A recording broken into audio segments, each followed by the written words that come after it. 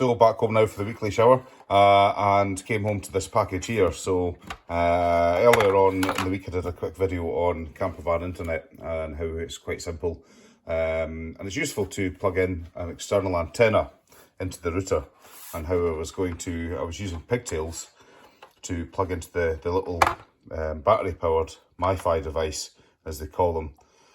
So I ran out of data, upgraded my package from 20 gig to unlimited data, and they said if you opt for the home service, which you don't need a phone line for, again it just runs through a SIM card. That's the SIM slot there.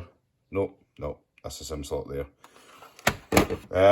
It's £2 cheaper a month. I thought, well, fine. I thought, great. So I'll take the router for the cheap subscription, chuck the router in the bin, and get home when I was going to get a MikroTik LTAP Mini, which are really good. I'm a bit of a networking equipment snob. That's my game. So this thing arrived, and apart from it being from the usual scumbags, which is not great, three things immediately, three things actually make it immediately applicable to campervans. One, you've got 4 Ethernet ports there, so if you want to plug in cameras or additional access points, or you actually want to plug in your laptop or something like that, dead handy. Secondly, it runs on 12 volts, 12 volt 1 amp maximum. I bet this will probably run on about sort of 200 or 300 milliamps if it's not doing anything, and it will ramp up the current draw if it is.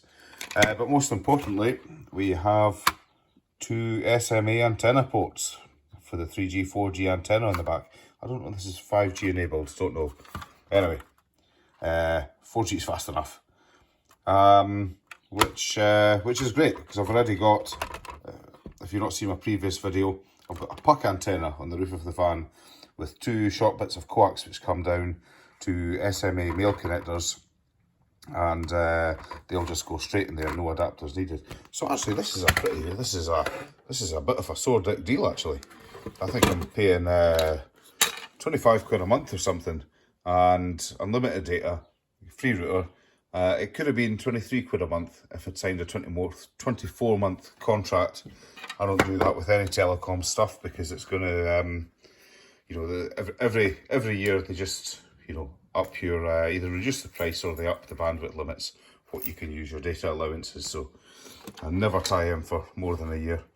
But that seems okay actually. Apart from this lot, I checked the security certificate, the SSL certificate for this. Originates from Wuhan, China. Make up your own mind. I will be using a VPN. I've got a VPN on my phone anyway, and on the laptop. So they're the 2 devices that I'll be using, that will be connecting through this in the van. So yeah, fine. So if this thing is sending any info back to the mothership, it'll be limited by quite a bit. The other thing that's quite useful being on the road is that, I'll just, to wire this into the van, just a standard 2.1mm jack plug. So I'll solder up one of these with a bit of cable, go into a feed of the 12 volt battery in the van, and hey, I'll just carry this with me. So, if I'm at someone else's place, on a job where I've not got great internet and I've got mains power and I'm away from the van, I can just take this out the van, plug it into the mains. So yeah, pretty good all in all. So just thought I'd quickly share that as a quick update to the previous video, and another option for people if they're interested. Of course, you may think, well, why do I need something like this in a van? Useful in a couple of scenarios. If you've got a day van with lots of glazing, probably a waste of time unless you've got a few folk all wanting to share one connection. But if you've got a van where you've not got lots of glazing, and you do find that the signal is an issue, sticking an antenna on the roof where it's going to be unimpeded by any metallic objects blocking the signal is really where doing this sort of thing really has its benefits. So yeah, chuck your comments down below.